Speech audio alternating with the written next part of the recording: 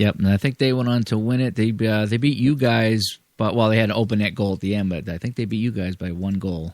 Yeah, and I'm just glad that it was a better game than the first game, and they deserved it. They played a little bit better than us, and now it makes it exciting to say, you know what, I want to go down there. That's the team I want to beat. I want to do this again, and I want to be a part of this again. Yeah, and I think they were very beatable. You know, they were squeaking out wins, but I think they were definitely a beatable team. Yeah, absolutely, and that's the competition. That's the team you go out there now to beat, and that's who you want to beat, and you want to beat the guys from the E, and you want to play everybody, and it's a lot of fun. Nice. Ray, before we sign off, any final words on the Lambert tournament? I just want to take an opportunity to thank those that made this tournament possible. I tried to get some words in yesterday, and it's tough trying to with all the things going on. But from your side, I want to thank Vinny and Matt Zook and Tony and everybody that was involved up in at the E to put their teams together, and how pumped up they were. I got to spend some time over at the tent talking with guys, and it's just a thrill to me to think that something with my best friend's name on it is something that your league is like looking forward to all year. So it's a thrill for me, and it's a thrill for the Eastern Connecticut Roller Hockey League that we host an event like this that's so popular among your guys. We hold a lot of respect for your league and your players, and we always look forward to it. So we're glad that you guys are looking forward to it as well. Jackie Laverty, who helped with photos. Dave, thanks to you to coming down and helping with the camera work. That was huge. And then for my people, Danny Klarman, George White, Joe Juilliard, Joe Forte, Chris Serrano, Ricky Landry. Danny was like my right-hand man all weekend, helping me out with stuff. And then the mentioned after was my officiating team. Most enjoyable tournament I've had because you guys didn't have to deal with me in stripes. I could actually put my goal gear on and stay and hang out and spend some time. So thanks to everybody and that came down, was a part of the tournament, whether you came down and played, watched, helped out, whatever you were a part of, it's greatly appreciated. Yeah, and I know that I kind of was taking a bunch. I probably took 400 pictures, and I know you haven't gone through them yet. So, folks, stay tuned. We will have a ton of photos there. I did videotape the big game, the playoff game between the two Boston teams, the Green Monsters and Team USA. It actually come out not too bad, considering I was standing in the sun and I couldn't see the screen, and I just was kind of aiming blindly at the rink. Didn't come out too bad, actually. Went into overtime, went into shootouts. And the refs actually let me right out on the court and video the shootout right by the players. In fact, I was trash talking a couple of them on their shots. It was kind of funny, but the feedback was real good. I talked to a lot of the guys up there. They said, "Boy, we love it when you guys come down, and we look forward to you guys every year, and we have a fun time with you guys and the whole bit." And Vin, you said you talked to some guys that were talking about maybe trying to come up and play with us. Yeah, that was the best part about it, because a lot of the guys were saying how it's unfortunate they don't really get to play a lot in the winter because it's the outdoor rink. And I said, maybe we can figure something out where, we within the course of the winter time we can grab the guys and get a good tournament up here, because there's everything you need on Route 1 in Saugus, all the bars, restaurants, hotels. So it would make it a really good time, and it would kind of split up the fact that you'd have to wait a whole year to do it again. And I think that would be an awesome thing if we could set that up. Yeah, well, it's one of these things where, it's 2 hours. Okay, I drove, from my house, I'm 20 minutes north of Boston, and it took me 2 hours. Mm-hmm. I think it was 126 miles from my house. But again, I'm 20 minutes north of Boston. Now, Saugus is about halfway between me and Boston. So, figure 2 hours, maybe shade under 2 hours, depending where you are in Connecticut, to get to the Saugus rink. And like Vince said, there's a hotel right next door. There's one building between the hockey rink and the hotel, but it's on the same side, so you could, in theory, walk to the rink from the hotel. And if you wanted to, like I say, you could walk to a restaurant or get up and get on an exit and go to the Kowloon, which is the really good Chinese place. But where it's so close, I mean, it depends on what kind of tournament we do. If we do it like like one of our quick hit tournaments where it's only 4 or 5 hours, no one has to spend the night. If we do it like the Lambert, where we do it on a Saturday and a Sunday, then it's something we could stay over. So we have some options there. Whereas we're not flying into airports or anything like that. So there is some options as far as getting players and teams from Connecticut up here, as far as whether we do it a Saturday morning or a Sunday morning or a Saturday night or something like that. So options are on the table, but it's nice to see that the guys are actually talking about that. Ray?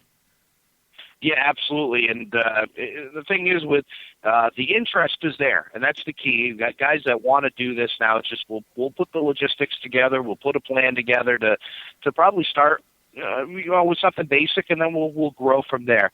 I look forward to doing these things between what I like to call definitely the older sister league with the emrhl and us. And I think we can definitely set up for a great future of doing these type of tournaments. Yeah, I hope so, and I think it'd be really interesting to get the Connecticut teams up north here because for 3 years we've gone down, and Vinny, I talked to you about this, and Ray, I talked to you about this. It's different. I don't want to say different rules, but it's different styles of play, whereas Connecticut, it's outside. You get the sun, you get the wind, you got reflections, you got the cement court. But it's bigger. It's a lot bigger. And you use that hard ball filled with liquid. Up in Saugus, it's indoors. There's no sun. It's all controlled. It's usually pretty cool up there, especially in the fall and the winter. So no one's going to overheat. But it's a different floor. It's definitely I think it's a faster surface, and it's obviously smaller than Groton. And we use just a regular ball. So it's kind of we got some home cooking going on between the two rinks. What do you think, Vin?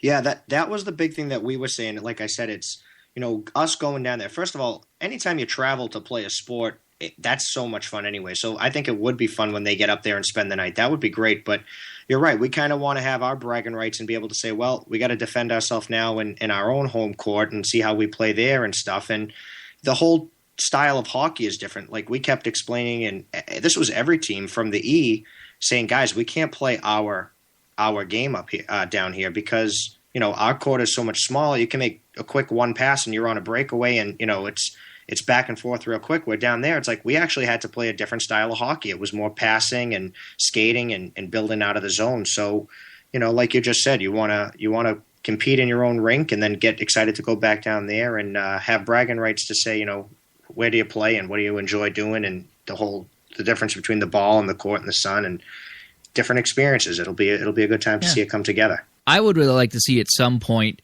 maybe we can make this happen next year, as we do a home and home over a weekend. Whereas maybe Connecticut comes up on a Saturday and we play games, and then on Sunday morning we're down in Connecticut playing games, and we have the same teams, and you got to commit to playing both days, and and we set up to maybe it's a 4 or 5 or 6 team tournament.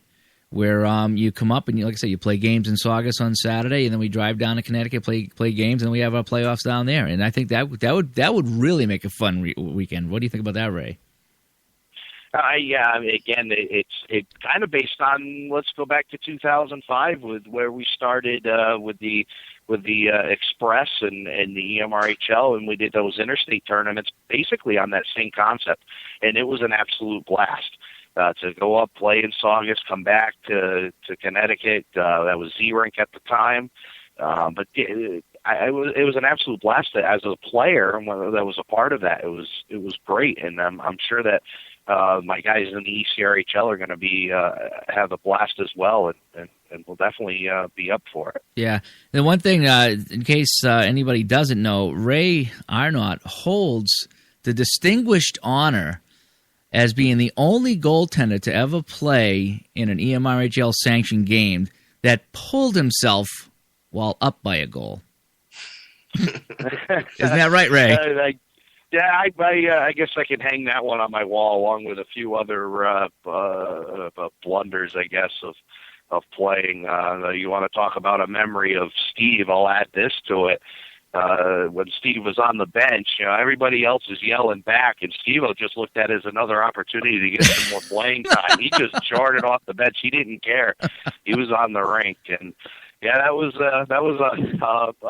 a low moment, but I appreciate you bringing that up, Dave. Cause I was kind of wondering if that was, because that was the first time we had seen teams from out of state. So I thought, geez, maybe that's the way they do it down in Connecticut. Is when they're up by a goal, they take the goalie out to keep the ball down the other end. Maybe this is genius. I was actually kind of looking at that myself, but oh man, but I guess it was a mistake. But anyway, so Ray holds that distinguished honor of that particular feat. We'll continue to remember that, but it was an absolute blast nonetheless. It was our only opportunity to win a game, and I let one slip away, but it's all good. It was a lot of fun. All right, so we're gonna go with some final thoughts. Vinny, we'll start with you. Final thoughts on this weekend and anything upcoming, anything at all. Nothing. I'm actually excited to sit down with you and go over some ideas of how we can get the tournament up here. I think that's something I'm really excited about. And again, this is my first year going down, and you can bet that I'll be back next year. And I'm really excited and happy to be a part of it. And it's nice to see it growing and gaining some wind behind it. That it's something that guys really look forward to. And thank you guys for taking care of it and doing what you do. All right, Raymond. Final thoughts. Again, thanks to everybody who made this a successful tournament, and some shameless plugs for those that want to follow us, ecrhlhockey.com or ECRHL on Facebook. Follow our page. And then, like you said, everybody following on emrhl.com and your Facebook page will all work together, stay in touch. Keep the communication lines open, and we're definitely looking forward to doing something very soon again. All right. Oh, before we go, we do want to say the winners. The white division winners was the Drunken Pirates. They beat Vinny, your Team USA. I think it was 3-1. They had an open net goal at the end, but that was a fantastic game. You guys scored that late goal, I think it was, or a goal with a few minutes left, or something like that, to tie that game up. But that was one of the best games of the tournament, I think. The Drunken Pirates of Team USA, and then in the blue division or the red division, it was the Banana Hammock Zooks team? Yep. They were. Who did they play? Sofa they Kings, played against the Sofa King Good. See how I spaced that out. They played against them in the finals. That was another good battle, and on the winning losing ends. Phenomenal effort from that Sofa King Good team who put in a bunch of seasoned veterans of the league. So it was great to see them come out for the tournament. So I just want to plug them as and thank them as well, because that was phenomenal to see some of the guys on that team.